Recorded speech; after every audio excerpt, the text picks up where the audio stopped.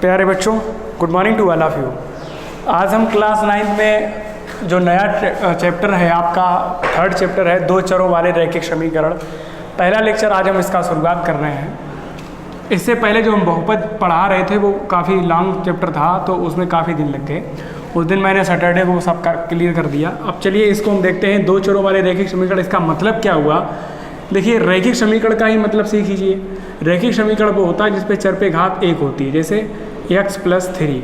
इस चर पे घात एक है तो इसे हम लोग बेटे बोलेंगे रैखिक समीकरण। रैखिक समीकरण। अच्छा, आपने सुना होगा द्विघाती समीकरण, तो जिस पे चर पे घात 2 हो और इधर चाहे कुछ भी लिखा हो, जैसे 4y + 3, तो इसे हम बोलेंगे द्विघाती समीकरण। जिस पे घात 3 होती है, चर पे पावर होती है। चर से मतलब रखते हैं, चर माने वेरिएबल्स, जैसे x, y, z, जो चीज़ अननोन हो उसको वेरिएबल्स कहते हैं। तो x में पावर 2 है तो इसे हम बेटे बोलेंगे द्विघात समीकरण, है ना, क्वाड्रेटिक इक्वेशन। अब जिस पे पावर 3 होती है तो इसको हम बोलेंगे 3 घात समीकरण। और इधर चाहे कुछ भी लिखो, मतलब सबसे ज़्यादा जो पावर है वो 3 ही होनी चाहिए। अब जैसे हम ये लिख दें x पावर 3 y की पावर 4 + 2, तब यहाँ चर क्या है, y है, पावर कितनी है 4, तो इसको हम 4 घाती बोलेंगे, त्रिघाती नहीं बोलेंगे, चतुर्थ घात। ठीक है, तो इस तरीके से क्वेश्चन तो आप रैखिक समीकरण सीखिएगा। रैखिक समीकरण वो होता है जिस चर पे पावर 1 होती है, जैसे x + y = 2। ये बेटे क्या है, रैखिक समीकरण है, लेकिन इसमें कितने चर हैं, 2 चरों वाला रैखिक समीकरण है। इसमें 2 चर हैं, एक x है एक y है, तो इसे हम बेटे बोलेंगे 2 चरों वाला रैखिक समीकरण। जैसे फॉर एग्जांपल 2x + z = 3, ये क्या कहलाएगा, ये भी बेटे रैखिक समीकरण कहलाएगा। तो कहने का मतलब क्या हुआ, रैखिक समीकरण को बेटे असली रूप ये हम लिख सकते हैं ax + by + c = 0। कहने का मतलब ये है कि जो इक्वेशन इस रूप में होगी इसका ये व्यापक रूप कहलाएगा, व्यापक रूप। जो इक्वेशन या व्यापक सूत्र भी कह सकते हैं, व्यापक समीकरण भी बोल सकते हैं। तो जो समीकरण ax + by + c = 0 के रूप में होगा उसे बेटे क्या बोलेंगे, उसे रैखिक समीकरण बोलेंगे। दोबारा से समझें, जो समीकरण ax + by + c = 0 की फॉर्म में होगा उसे हम क्या बोलेंगे, रैखिक समीकरण बोलेंगे। तो ये 2 चरों वाला, वो भी 2 चरों वाला। ठीक है, अब इसमें बेटे आप कहेंगे सर रैखिक समीकरण x है y है, अब इसमें a b c भी तो रैखिक, ये भी a b c भी तो हमें चर मालूम पड़ रहे हैं। चर है बात सही, लेकिन ये बेटे चर का काम नहीं करेंगे। ये a और b और c हैं, इसको हम नॉन वेरिएबल बोलेंगे, यानी अचर पद कहलाएंगे। क्या कहलाएंगे बेटे, अचर पद कहलाएंगे। और जो x और y हैं ये आपके क्या हैं, ये चर कहलाएंगे, और वो भी 2 चर हैं, एक x है एक y है, तो इसे हम कहेंगे बेटे 2 चरों वाला रैखिक समीकरण। तो उम्मीद करते हैं कि बात आपको ये समझ आई होगी।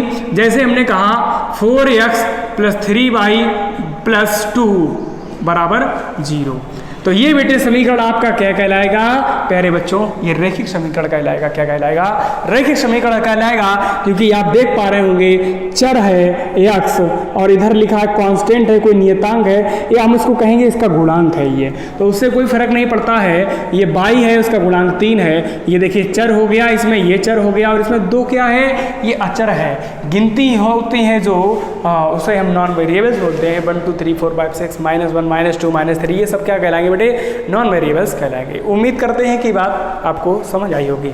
तो कुछ क्वेश्चंस आपकी बुक में जो बेटे दिए गए हैं वो कह रहा है कि आप इस रूप में कुछ क्वेश्चंस को लिखना है।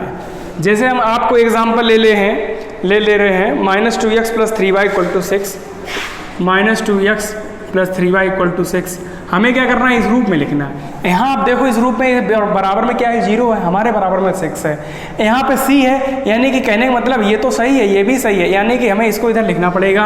तो -2x + 3y और 6 को कहाँ लाएंगे, इधर लाएंगे, माइनस का हो जाएगा। जब कोई चीज़ बॉर्डर के पार इधर आइए तो किसकी हो जाएगी बेटे, माइनस की हो जाएगी, और हमारा आंसर आ जाएगा। इतना काम करने के बाद अब सवाल ने ये कहा है कि आप जो है इसमें a का मान बताओ क्या होगा, b का मान बताओ क्या होगा, और पूछ रहा बेटे c का मान बताओ क्या होगा। तो हम लोग इसकी तुलना, अब देखो ये समीकरण इसके रूप का जैसा मालूम पड़ रहा है, अब इसका कोई काम नहीं, इसको आप भूल जाइए। अब आप इसको देखो कि ये समीकरण एक जैसा मालूम पड़ रहा है। देखो ax b/c = 0, जीरो बराबर में आ गया।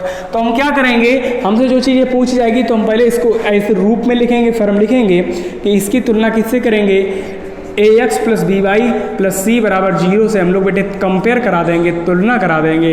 तो तुलना कराने पर हमें क्या मिलता है, आप ध्यान से देखिएगा, x से x खत्म हो गया, यहाँ a है यहाँ -2 है, तो यहाँ लिखेंगे a की जगह क्या आ गया, -2 आ गया। बात समझ में आ रही होगी।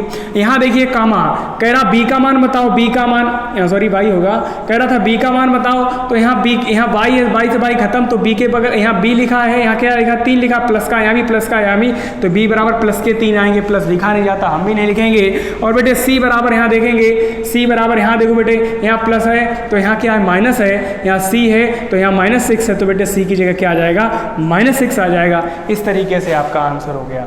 तो उम्मीद करते हैं बेटे प्यारे बच्चों ये बात आपको समझ आ रही होगी। बहुत छोटी सी बात है, बहुत सिंपल सी बात है कि a का मान -2 है, b का मान 3 है और c का मान -6 है। तो उम्मीद करते हैं बेटे ये बात आपको समझ आई होगी। इसी तरीके से तमाम क्वेश्चन आपके बुक में दिए गए हैं। जैसे एक क्वेश्चन मैं ले रहा हूँ, लिखा है y -2 = 0। देखो बेटे y -2 = 0 कह रहा है कि इससे पहले इस रूप में लिखो, इस रूप में तो लिखेंगे ax प्लस, अब बेटे एक बात बताओ, यहाँ x वाला कैंडिडेट है ही नहीं, तो है ही नहीं तो हम क्या ले सकते हैं, तो उसकी जगह 0 लिख दें, 0 × x। क्यों, 0 का गुणा किसी भी संख्या में कराएंगे रहेगा तो 0 ही। हमें बनाना इस रूप में ax हो गया, और फर्क भी कुछ भी नहीं पड़ा क्योंकि x का गुणा 0 से करेंगे वो 0 ही रहेगा, कोई फर्क नहीं पड़ा। by तो y लिखा है हमारा, ये by लिख देंगे, प्लस c तो प्लस c की जगह -2 वैसे लिख दो बराबर 0। मतलब ये हमने वैसे लिख दिया, ये देखो ध्यान से लिख दिया ना, यहाँ पे बेटे y नहीं लिखेंगे, b नहीं लिखेंगे, 0 वैसे लिख दिया, y -2 वैसे लिख दिया बराबर 0। ये देखो उसी रूप में लिख दिया ax by c बराबर 0। हम लोग क्या करेंगे बेटे, तुलना करेंगे। किससे तुलना कर रहे हैं, उसी समीकरण करेंगे, लिखेंगे इसकी तुलना ax plus by plus c बराबर 0 से तुलना करने पर जब तुलना करेंगे बेटे a की जगह क्या है, 0 है। क्यों, वो तो 0 है ही क्योंकि यहाँ पद ही नहीं था, ए वाला कैंडिडेट है ही नहीं, तो क्या लिख देंगे, 0 लिख देंगे। आप डायरेक्ट भी लिख सकते थे, लेकिन उसने कहा इस रूप में लिखो, तो पहले हमें रूप लिखना पड़ेगा।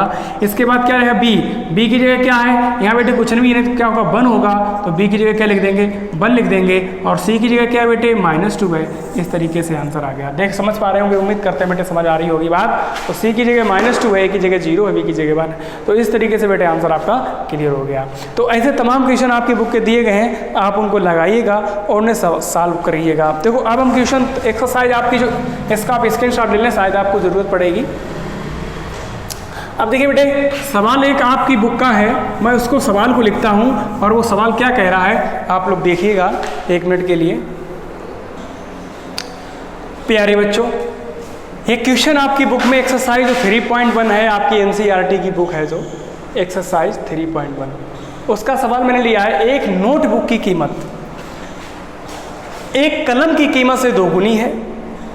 इस कथन को निरूपित करने के लिए 2 चरों वाला रैखिक समीकरण लिखो, मतलब चर उसमें 2 होने चाहिए।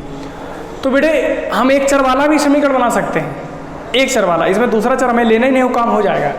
जैसे अगर कलम की कीमत x है, देखो क्या कह रहा है, कौन 2 गुना, एक नोटबुक की कीमत कलम की कीमत से 2 गुनी है, तो 2 गुना कौन हुआ, notebook, copy, notebook means copy जिस पे हम लोग नोट करते हैं। तो नोटबुक की कीमत कलम की कीमत से 2 गुनी है, इट मीन्स नोटबुक जो है वो डबल रुपीज़ की है।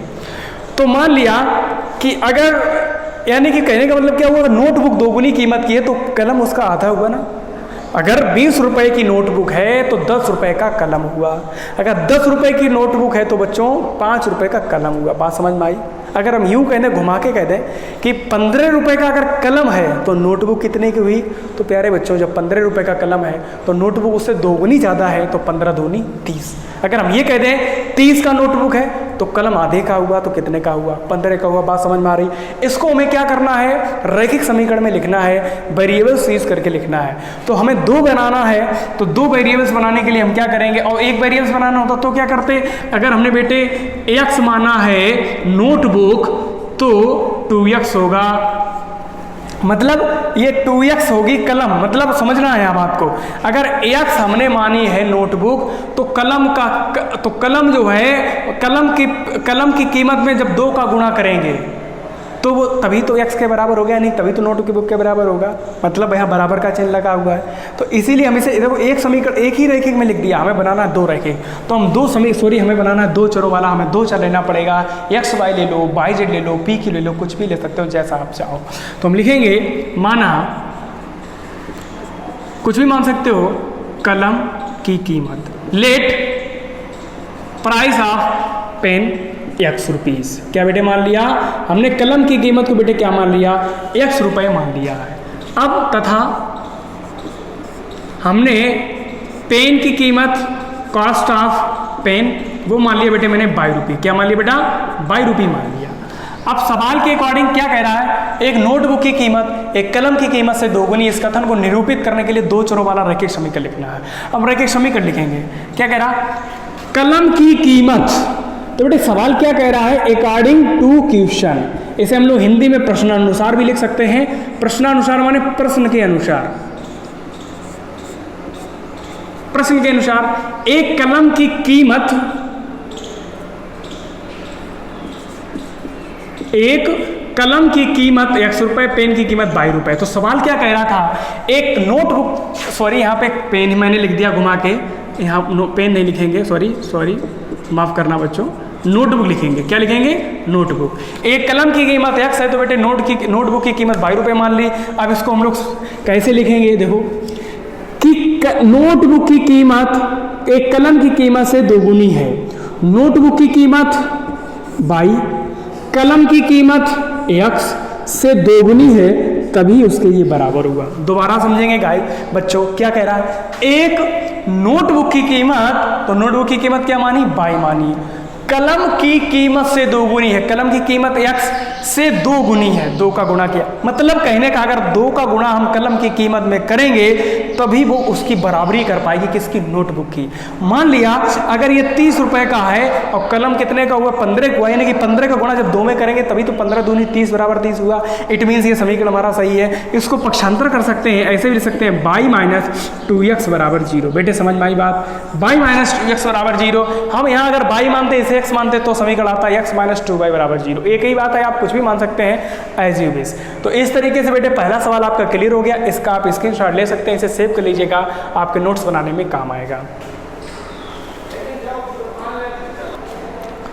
तो बेटे इस तरीके से आपके क्वेश्चन समाप्त हुए। पहली एक्सरसाइज 3.1 थी, इतनी थी। मैं क्या करूंगा, 3.1 एक्सरसाइज के क्वेश्चंस आपको अभी फोटो भेज कर भेजूंगा, आप मुझे सारे उत्तर मुझे रिप्लाई करेंगे। तो प्यारे बच्चों, मेरा ये कहना होता है कि जितने बच्चे मुझे रिप्लाई करते हैं मुझे प्रशंसा होती है। कुछ बच्चे हैं, 2-3 बच्चे ऐसे बहुत अच्छे हैं जो सवाल बताते हैं कायदे से करके मुझे आंसर रिप्लाई करते हैं। मैं ऐसे बच्चों की प्रशंसा करता हूँ। ऐसे बच्चे कुछ ना कुछ अपने जीवन में ज़रूर करेंगे। जो इस लॉकडाउन के दौरान भी पढ़ाई कर रहे हैं, अध्यापक भी मेहनत कर रहे हैं और आप भी मेहनत कुछ बच्चे कर रहे हैं, तो उसके लिए बहुत बहुत धन्यवाद। चलिए आज के लिए इतना पर्याप्त है। Thank you so much.